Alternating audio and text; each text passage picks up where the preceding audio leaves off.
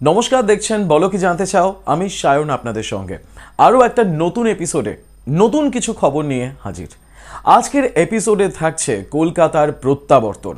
হ্যাঁ, কলকাতার প্রত্যাবর্তন এমন কি করে সম্ভব? অনেকের মতে তো কলকাতা একেবারে শূন্যস্থান, তবে এই শূন্যস্থান আছে বলেই এটা ভরাট করা ইজি হচ্ছে। তাই আজকের খবরে থাকছে কলকাতার প্রত্যাবর্তন, সে খবরে আসবো। কিন্তু সবার আগে যেমনটা কথা দিয়েছিলাম, প্রত্যেকটি ইনফরমেশন বা প্রত্যেকটি নিউজ যেমন আমরা দিয়ে থাকি, তার ডেভেলপমেন্ট হলে বা তার এগিয়ে যাওয়ার কোনো খবর আসলে তার সময় মতন নিশ্চয়ই আপনাদেরকে দেব। তাই এইবার জানাই যে আমাদের পশ্চিমবঙ্গের আরও একটি বৃহৎ এয়ারপোর্ট অর্থাৎ বাগডোগরা এয়ারপোর্ট, যা শিলিগুড়ির একেবারে কাছেই অবস্থিত, উত্তরবঙ্গে যাওয়ার জন্য সবথেকে গুরুত্বপূর্ণ বিমানবন্দর এটি। এই বিমানবন্দরের কাজের দায়িত্ব পেয়েছে কল্পতরু প্রজেক্টস ইন্টারন্যাশনাল লিমিটেড। কল্পতরু প্রজেক্টস ইন্টারন্যাশনাল লিমিটেড, যারা মুম্বাই, থানে, গুজরাট এই সমস্ত জায়গায় বড় বড় ইনফ্রাস্ট্রাকচার বা রিয়েল এস্টেট প্রজেক্টসের ওপর কাজ করে, তারা এই দায়িত্ব পেয়েছে। এই বিমানবন্দরটি তারা তৈরি করবে নতুন রূপে, নতুন সাজে। আর এর জন্য আগেও আমরা জানিয়েছি যে খরচ প্রায় 400 কোটির কাছাকাছি হচ্ছে। এই গোটা প্রজেক্টটির কাজ কোয়ার্টার, মানে আমাদের এই বছরের ফিনান্সিয়াল ইয়ারের প্রথম কোয়ার্টার বা সেকেন্ড কোয়ার্টারে কিন্তু গ্রাউন্ড ওয়ার্কের কাজ শুরু হয়ে যাবে। আজকে আমরা বর্তমানে যে বাগডোগরা বিমানবন্দর দেখছি, তা এক নতুন রূপে আমাদের সামনে উঠে আসবে। এখন অপেক্ষা যে কবে এই বিমানবন্দরের কাজ শেষ হবে, আমরা দেখতে পাবো একটা নতুন রূপের বাগডোগরা বিমানবন্দর। তবে সূত্রের খবর 2026-এর মধ্যে এই গোটা প্রজেক্টের কাজ শেষ হয়ে যাবে। 2026-এর শেষ থেকে হয়তো আমরা এই বিমানবন্দরে যখন যাতায়াত করব, একটা নতুন ঝাঁচকচকে আন্তর্জাতিক মানের বিমানবন্দর দেখতে পাবো। তাতে কিন্তু নতুন স্পেস থাকছে এবং ভিতরে আরও অনেক জায়গা থাকছে। শুধু তাই নয়, ট্যাক্সিওয়ে, রানওয়ে এই সমস্তর উপর কাজ করা হবে, যার দৌলতে কিন্তু আমরা একটা ইন্টারন্যাশনাল ডেস্টিনেশনে যাওয়ার জন্য বাগডোগরা বিমানবন্দরকে ব্যবহার করতে পারবো। সেদিকেই আমরা তাকিয়ে থাকবো এবং সেই সুদিনের দিকেই আমাদের চোখ থাকবে। আসছি পরের খবরে। ওয়ার্ল্ড ট্রেড সেন্টার বিশ্ব বাণিজ্যের একটা কেন্দ্র। ওয়ার্ল্ড ট্রেড সেন্টার ভারতের প্রত্যেকটি বড় শহরেই অবস্থিত, কিন্তু কলকাতা এক্ষেত্রে অনেকটা পিছিয়ে। কিন্তু এই ওয়ার্ল্ড ট্রেড সেন্টারের শেষমেশ চুক্তি স্বাক্ষর হয়েছে মার্লিন গ্রুপের সাথে।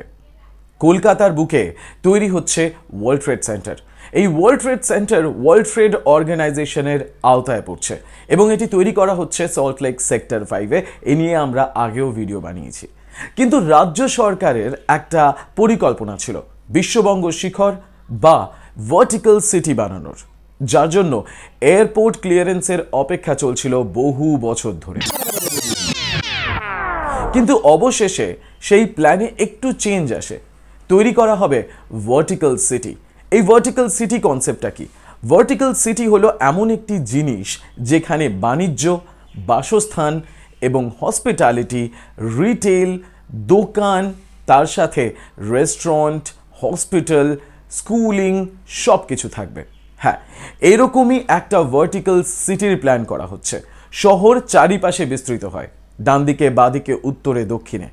কিন্তু যখন ভার্টিক্যাল সিটি তৈরি হয়, সেটা একটা উলম্ব বিল্ডিং হয়, নিচ থেকে ওপর পর্যন্ত।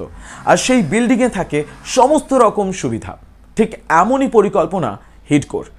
বর্তমানে এই প্রস্তাব এসেছিল বহুদিন আগেই, তৈরি করা হবে ভার্টিক্যাল সিটি। কিন্তু সম্প্রতি খবর আসছে যে হিডকো এবং কলকাতা কর্পোরেশনের তরফ থেকে গ্রিন সিগন্যাল দেওয়া হয়েছে এই ভার্টিক্যাল সিটির জন্য। ভার্টিক্যাল সিটির যখন প্রথম পরিকল্পনা হয়েছিল, তাতে 28 ফ্লোরের কথা বলা হয়েছিল। আমরা এর আগে একটা ভিডিওতে এ বিষয়ে উল্লেখও করেছিলাম। সেই 28 তলা বিল্ডিংয়ের পরিকল্পনা এবার একটু চেঞ্জ হয়েছে। সেখানে এবার 38 তলা তৈরি করা হচ্ছে, অর্থাৎ 38 তলা বিশিষ্ট একটি কমার্শিয়াল বিল্ডিং, যাতে অফিস স্পেস থাকবে, হোটেলস থাকবে এবং বাসস্থান থাকবে, অর্থাৎ বাড়িও হবে এবং একই জায়গায় মেডিকেল, হেলথ কেয়ার, তার সাথে এডুকেশনাল এবং একই সাথে রেস্টুরেন্ট, রিটেল সব কিছু থাকবে। মূলত আমরা বিল্ডিংয়ের একেবারে গ্রাউন্ড ফ্লোরে সবসময় দেখি যে রিটেল রয়েছে, অর্থাৎ দোকানের জায়গা রয়েছে, শপিং মলের জায়গা রয়েছে, সিনেমা হলের জায়গা রয়েছে। ঠিক একই কনসেপ্টে এই বিল্ডিংটিও তৈরি করা হচ্ছে। এই বিল্ডিংটিতেও সব রকম সুযোগ সুবিধা থাকবে।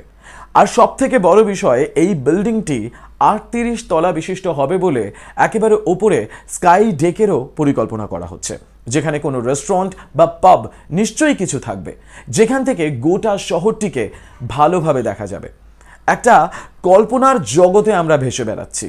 তবে বিষয়টা হচ্ছে, এই কল্পনা আজ বাস্তবায়িত হতে চলেছে। এখন কিছু ক্লিয়ারেন্সের অপেক্ষা। সেই থোরবড়ি খাড়া, খাড়াবড়ি থোর। আসলো এয়ারপোর্ট ক্লিয়ারেন্সের বিষয়। এই এয়ারপোর্ট ক্লিয়ারেন্স এবং এনভায়রনমেন্টাল ক্লিয়ারেন্স পাওয়া গেলেই কিন্তু এই বিল্ডিংয়ের কাজ শেষ হবে। বলা হচ্ছে যে 2028-এর মধ্যে এই বিল্ডিংটি অপারেশনাল হয়ে যাবে। এই বিল্ডিংয়ের জন্য খরচ হচ্ছে প্রায় 219 থেকে 250 কোটি টাকার মতন। এবং এই বিল্ডিংয়ে নতুন নতুন এমএসসি সেক্টরগুলোকে জায়গা দেওয়া হবে। এবার আসি আরও একটা গুরুত্বপূর্ণ বিষয়, এমএসএমই সেক্টরকে এত তোল্লাই রাজ্য সরকার কেন দিচ্ছে? এতে তো জব জেনারেট হচ্ছে না। একদম তাই। বিগত কয়েক দশক ধরে পশ্চিমবঙ্গের যে ছবি আমরা দেখে আসছি এবং বর্তমানে যে ছবির মধ্যে দিয়ে আমরা যাচ্ছি, তাতে অনেক ক্ষেত্রেই কিন্তু রাজ্যে যে সমস্ত বড় বড় সংস্থাগুলো ছিল, যাদের হেডকোয়ার্টার ছিল, তারা অনেকে পাড়ি দিয়েছে ভিন রাজ্যে, বা অনেকে এখানে এখনও রয়ে গেছে। টাটার যে টাটা কনজিউমার প্রোডাক্টস রয়েছে, বা ব্রিটানিয়ার যে সমস্ত অফিস আউটলেটস এ সমস্ত ছিল, বা একই সাথে আইটিসির এখানে একটা বড় যোগদান রয়েছে। আইটিসির কর্মকাণ্ড এখানে হয়, কিন্তু অনেক ক্ষেত্রে তারা ব্যাঙ্গালোরের ওপর ডিপেন্ডেন্ট। ব্যাঙ্গালোর থেকে কর্পোরেট মিটিংস বা যে সমস্ত ডিলিংগুলো হয়, অর্থাৎ কর্পোরেট অফিসটাই কিন্তু ব্যাঙ্গালোরে। তো সেই জায়গায় একটা পরিবর্তন দরকার। এই এমএসএমইগুলো, অর্থাৎ মাইক্রো স্মল মিডিয়াম এন্টারপ্রাইজেসগুলো আজকের কোম্পানি, যারা আজকে গজিয়ে উঠছে। আমাদের রাজ্য ইতিমধ্যেই এমএসএমই সেক্টরে 1 নম্বরে রয়েছে। এই এমএসএমইগুলোকে যদি বেশি প্রায়োরিটি দেওয়া হয়, তাহলে আগামী দিনে এরা যখন বিনিয়োগ করবে এবং প্রচুর ইনভেস্টমেন্ট এই সংস্থাগুলোতে আসবে, তারা কিন্তু ইন্টারন্যাশনাল লেভেলের বা ন্যাশনাল লেভেলে বড় প্লেয়ার হতে পারে। সেক্ষেত্রে যখন এই কোম্পানিটি দেশে বিদেশে ছড়িয়ে যাবে এবং 1 নম্বর বা প্রথম সারির কোম্পানিগুলির মধ্যে চলে আসবে, তখন কিন্তু আমাদের উত্তর প্রজন্ম নিশ্চয়ই বলবে যে এদের হেডকোয়ার্টার জানিস কলকাতায়। তাই ভবিষ্যতের রাস্তা প্রশস্ত করার জন্য আমাদেরকে বর্তমানে কাজ করতে হবে। অতীতে করে যাওয়া কাজের জন্য যেমন আজকে আমরা খেসারত দিচ্ছি। তাই এই যে প্রচেষ্টা, এই সমস্ত সংস্থাগুলোকে একটু বুস্ট করা, যাতে এরা সেই লেভেলে পৌঁছতে পারে, এই প্রচেষ্টা কি খুব একটা খারাপ? যাই হোক, আমি কোনো রাজনৈতিক আলোচনায় যাব না।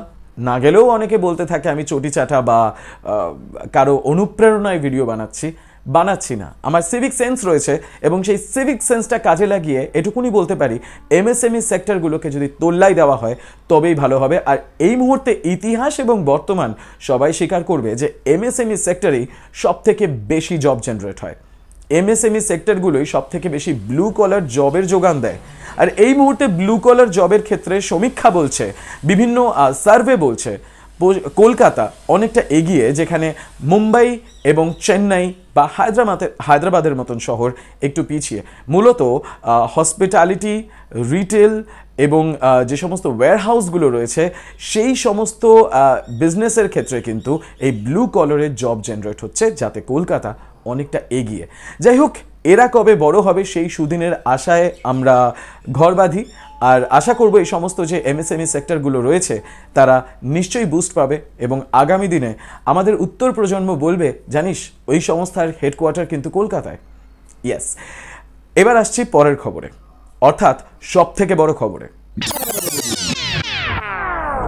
বম্বে স্টক এক্সচেঞ্জ বা ন্যাশনাল স্টক এক্সচেঞ্জ একই সাথে পাল্লা দিয়ে একসময় দেশে রাজত্ব করত দেশের 3য় বৃহত্তম stock exchange Calcutta stock exchange, যার যাত্রা শুরু হয়েছিল 1908 সালে। কিন্তু 2013 সালের শেষের দিকে কিছু নিয়ন্ত্রক সমস্যার জেরে এই স্টক এক্সচেঞ্জ 2013-তে বন্ধ হয়ে যায়। কিন্তু এই মুহূর্তে সব থেকে বড় খবর, এই স্টক এক্সচেঞ্জ আরও একবার ফিরে আসছে। দেশের 3য় বৃহত্তম স্টক এক্সচেঞ্জ হিসেবে নিজের জায়গা আরও একবার করে নেবে বলে আশাবাদী স্টক এক্সচেঞ্জ কর্তৃপক্ষ।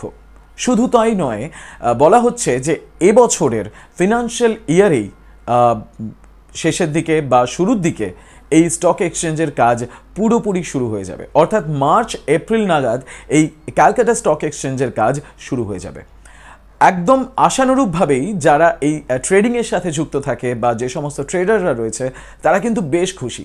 বর্তমানে ক্যালকাটা স্টক এক্সচেঞ্জের শেয়ার বলতে ওয়েস্ট বেঙ্গল ইনফ্রাস্ট্রাকচার ফিনান্স লিমিটেডের কাছে তাদের প্রায় 4% শেয়ার রয়েছে, অন্যদিকে বম্বে স্টক এক্সচেঞ্জের কাছে তাদের প্রায় 5% শেয়ার রয়েছে। কিন্তু যদি এই ক্যালকাটা স্টক এক্সচেঞ্জ আবার নিজের জায়গা করে নিতে পারে, তখন নিফটি বা সেন্সেক্সের পাশাপাশি আমরা কলকাতা স্টক এক্সচেঞ্জের কি অবস্থা, সেখানে ট্রেডিং কেমন চলছে সে আপডেটও পাবো এবং সেখানে ট্রেডিংয়ের মাত্রা বাড়বে। ট্রেডিং যত বাড়বে ইনভেস্টমেন্ট তত বাড়বে এবং একই সাথে কিন্তু যে সমস্ত ছোট বড় বিজনেসগুলো রয়েছে তারা নিজেদেরকে লিস্ট করতে পারবে এবং একই সাথে তাদের ব্যবসা আরও এগিয়ে নিয়ে যেতে পারবে। এই শহরে যদি ফিনান্সিয়াল অ্যাক্টিভিটি বাড়ানো যায় তাহলে ক্ষতি কী? এবার এই ক্যালকাটা স্টক এক্সচেঞ্জের যে এগিয়ে আসার খবর আসছে বা আরও একবার পুনরুত্থানের খবর আসছে তা খুশির তো নিশ্চয়ই, কিন্তু আমাদের মতন যারা ছোটোখাটো কাজ করি বা আমরা যারা শহরের অধিবাসী তারা যদি এই ট্রেডিংয়ের সাথে নিজেকে জড়িত করতে পারি তাহলে কিন্তু একটা ফিনান্সিয়াল মুভমেন্ট চোখে পড়ার মতন বা লক্ষণীয় হবে। সেক্ষেত্রে আমাদের ভূমিকাও কিন্তু অপরিহার্য, আমাদেরকেও কিন্তু এই ট্রেডিংয়ের ক্ষেত্রে ইন্টারেস্টেড হতে হবে। এবার অনেকে বলবে যে এই ট্রেডিং বিষয়টি একদম খারাপ, ট্রেডিং করে কিচ্ছু হয় না। তবে আমি নিজে ব্যক্তিগতভাবে প্রবাসে যেহেতু থাকি, আমি আমার অনেক বন্ধুবান্ধবকে দেখি তারা ট্রেডিং করে বিভিন্ন ক্রিপ্টোকারেন্সিতে হোক বা এই শেয়ার মার্কেটে হোক তারা রীতিমতন ট্রেডিং করে এবং তাদের ইনকামকে তারা ডাবল করে এবং ভালো রোজগার হচ্ছে। শুধু তাই নয়, তাদের লাইফস্টাইল, লাক্সারি এবং ঘুরে বেড়ানোর যে টাকার খরচ তারা তাদের নিজেদের সেভিংসটাকে জমিয়ে রেখে সেই যে ইনভেস্ট করা টাকার যে প্রফিট রয়েছে সেই দিয়ে করে। অর্থাৎ একটা নতুন ক্যারিয়ার এটাকে অনেকে করে ফেলেছে বা একটা নতুন পথ অনেকে খুলে ফেলেছে একটা লাক্সারিয়াস লাইফস্টাইল লিড করার জন্য। তো এই জেনারেশনটা, অর্থাৎ আমাদের যে জেনারেশনটা চলছে তাতে কলকাতার ক্ষেত্রে কিন্তু সংখ্যাটা একটু তুলনামূলক কম। এই ট্রেডিংয়ের ক্ষেত্রে অনেকে একটুখানি সংরক্ষণশীল, যে আরে এই সমস্ত মার্কেট খারাপ, এগুলো করলে নিজের টাকা, গচ্ছিত টাকা নষ্ট হয়ে যেতে পারে। অবশ্যই সব কিছুতে রিস্ক থাকে, যদি রিস্ক আমরা না নিই তাহলে গেইন হবে কি করে? ছোটোখাটো ইনভেস্ট করতে পারি, একদম ছোটোখাটো, সে থেকেও কিন্তু আমরা দেখতে পারি যে আমাদের প্রফিট হচ্ছে। একটা নতুন মার্কেট তৈরি করতে পারি, আমরা একে অপরকে ইন্সপায়ার করতে পারি যে এই ট্রেডিংয়ের ক্ষেত্রে যদি তারাও ইনভলভ হয়। খুব ছোট অ্যামাউন্ট 200, 400, 500, বেশি ইনভেস্টমেন্টের দরকার নেই। আমাদের যতটা রোজগার আমরা তার মধ্যে থেকেই কিছুটা টাকা নিয়ে যদি ট্রেডিং করা শুরু করি এবং মার্কেটটাকে বোঝা শুরু করি, এই নিয়ে পড়াশোনা করি, একটা নতুন মার্কেটে আমরা এন্টার করি, সেটা খুব জরুরি। অনেক বোঝানোর চেষ্টা করছি, আমাদেরকে একটা নতুন অর্থনৈতিক পরিকাঠামো তৈরি করতে হবে। আমাদের নিজেদের অনেক দায়িত্ব রয়েছে, আমরা নিজেদের দায়িত্ব প্রত্যেক সময়ে ভুলে যাই। আমাকে কটূক্তি করে বা কমেন্টে ভুলভাল লিখে আপনারা হয়তো কিছু অর্জন করতে পারবেন না, কিন্তু নিজের ঝাল মেটাতে পারবেন। তাই নিজের ঝাল মেটানোর জন্য নিজেকে নতুন করে তৈরি করুন, সেটাও কিন্তু একটা ঝাল মেটানোর পথ। তো সেই দিকে আমরা এগিয়ে যাই। আমি এই ট্রেডিংয়ে রিসেন্টলি এন্টার করেছি এবং আমি এটাকে খুব ইন্টারেস্টিং একটা সাবজেক্ট পাচ্ছি। পড়াশোনা করতে হবে, আরও পড়াশোনা করতে হবে, তাই রিস্ক এখনই অত বড় নেওয়ার দরকার নেই, ছোটোখাটো করে চালানো যেতে পারে। এই ট্রেডিং সংক্রান্ত বিষয়, ক্রিপ্টো ট্রেডিং বা যে মেইন ট্রেডিং রয়েছে বিএসসি এনএসসিতে, সেই সমস্ত বিষয়ে যদি আপনাদের জানার আগ্রহ থাকে তাহলে প্লিজ কমেন্টে লিখে জানাবেন। আমি নিশ্চয়ই কোনো এক্সপার্টের সাথে, আমি নিজে বম্বেতে থাকি, তো মুম্বাইতে দেয়ার আর লট অফ এক্সপার্টস, সো সেই সমস্ত এক্সপার্টসদের সাথে কথা বলে একটা পরিষ্কার ছবি আপনাদের সামনে তুলে ধরার চেষ্টা করব যে এই ট্রেডিংয়ের ক্ষেত্রে আমাদের কীভাবে এগোনো উচিত বা আমাদের কী কর্মসূচি ফলো করা উচিত। যাই হোক, একটা নতুন দিনের আশায়, একটা নতুন পজিটিভিটির আশায় এগিয়ে যাই। ভিডিওটি যদি আপনাদের ভালো লেগে থাকে লাইক করবেন, কমেন্ট করবেন, শেয়ার করবেন বন্ধুবান্ধবদের সঙ্গে। আমাদের চ্যানেলে নতুন হয়ে থাকলে চ্যানেলটি সাবস্ক্রাইব করবেন, বেল আইকন প্রেস করে অল বাটনটি প্রেস করতে ভুলবেন না। আবার দেখা হবে পরের এপিসোডে। ভালো থাকবেন।